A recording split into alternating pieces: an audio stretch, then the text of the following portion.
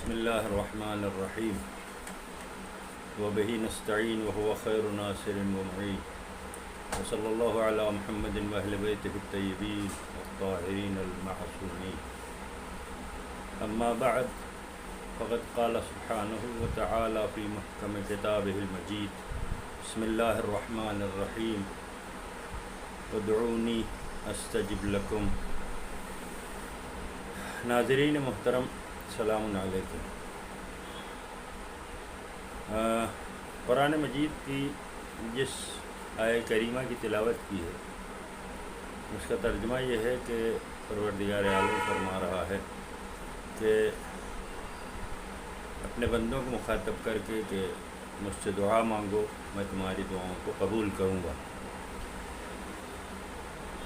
یہ اس کا رحم و کرم ہے کہ عطا کرنے والا خود مانگنے کے لیے حکم دے رہا. بلکہ ہم نے دنیا میں یہ دیکھا کہ اگر ہم کسی صاحب اقتدار کے پاس جا کے کچھ مانگتے ہیں تو وہ خفا ہو جاتا ہے، ناراض ہو جاتا ہے. لیکن وہ پروردگار اتنا کریم اور اتنا رحیم ہے کہ اس سے اگر نہ مانگا جائے تو وہ ناراض ہوتا ہے اور اسے اچھا نہیں معلوم. اس کی ناراضگی سے بچنا ہے تو پھر ہمیں دعاؤں کا ہمیشہ اپنے آپ کو عادی بنانا ہوگا. ہم صرف عام طریقے سے نماز کے بعد دعا مانگ لیتے ہیں تھوڑی دیر، جو بھی ایک آدھ منٹ آدھا منٹ. حالانکہ ہونا یہ چاہیے کہ ہم دعا ہر وقت مانگتے رہیں، کیونکہ دعا ہمارے لیے بہت ضروری ہے کہ دعا کے ذریعے سے ہم اپنی تمام مصیبتوں کو ٹال بھی سکتے ہیں اور اپنے اوپر آئی ہوئی مصیبتوں کو ختم بھی کر سکتے ہیں. جیسا کہ حدیث میں وارد ہوا، الدعاء ترس المؤمن، دعا مومن کی ڈھال. الدعاء سلاح المؤمن، دعا مومن کا اسلحہ ہے. یعنی ہم دعا کے ذریعے سے مصیبتوں پر حملہ آور بھی ہو سکتے ہیں اور مصیبتوں کے حملوں سے اپنے آپ کو محفوظ بھی رکھ سکتے ہیں. ہمیں دعا مسلسل مانگنی چاہیے. عام طریقے سے ہم کرتے یہ ہیں کہ جب دعا کا سلسلہ ہم تب شروع کرتے ہیں جب مصیبتیں ہم پر آن پڑتی ہیں. حالانکہ دعا ہمیں ہمیشہ مانگتے رہنا چاہیے کہ یہ نوبت ہی نہ آئے کہ مصیبتیں ہم پر آن پڑیں. روایات میں اس کا ذکر ہے. اور دعا میں ہمیشہ عمومیت اختیار کرنی چاہیے.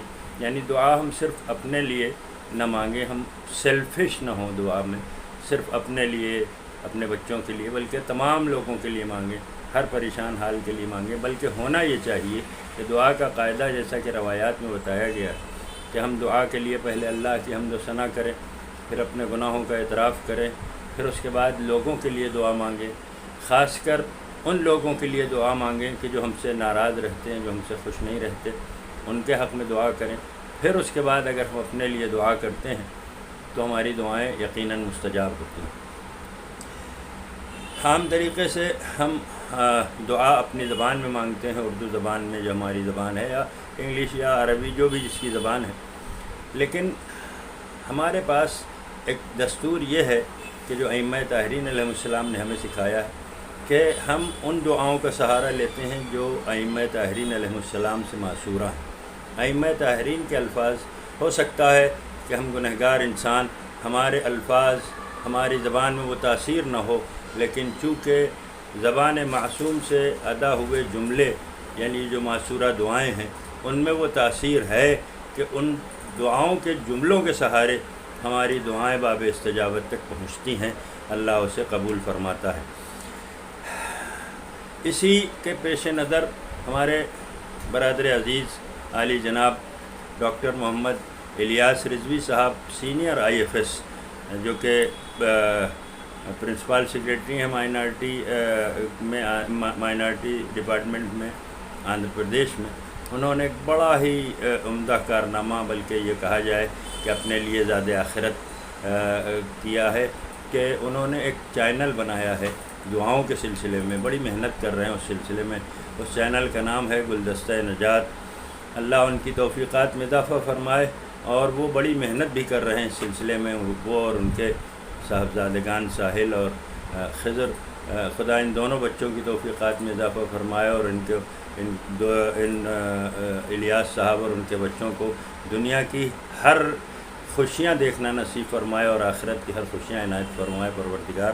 انہوں نے اس چینل میں اب تک بہت سے دعائیں، بہت سے اعمال ڈال دیے ہیں، جس میں ذی قعدہ کی نماز مثلا اس مہینے میں اتوار کی جو نماز ہوتی ہے یکشنبے کی، بڑی بابرکت ہے اور رزق کے لیے خاص طور سے اس کا بیان کیا گیا ہے۔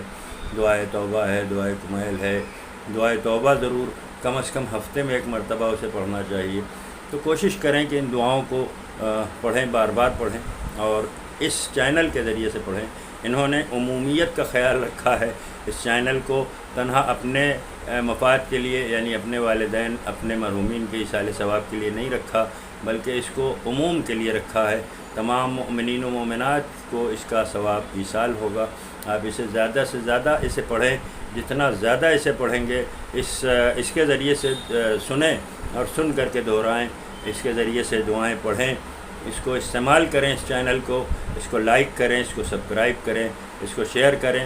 جتنا زیادہ ہم اس میں حصہ لیں گے اس طرح سے، اتنا ہی زیادہ ثواب، نہ صرف یہ کہ ان کو بلکہ ہم کو اور ہمارے بھی مرحومین کو اس کا ثواب پہنچتا رہے گا۔ اور یہ تو دور وہ خوف کا دور ہے، عالم خوف چل رہا ہے، کہ اس میں ہمیں صرف اور صرف دعاؤں کے ذریعے سے سہارا لینا چاہیے۔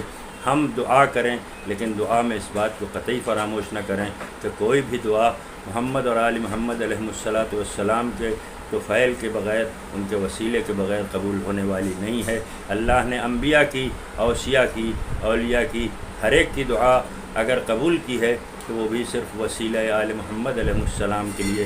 وابتغوا الیہ الوسیلہ، پروردگار اسی کی دعا کو قبول فرماتا ہے کہ جو دعا اس کے حبیب اور ان کے اہل بیت کے وسیلے سے مانگی جاتی ہے۔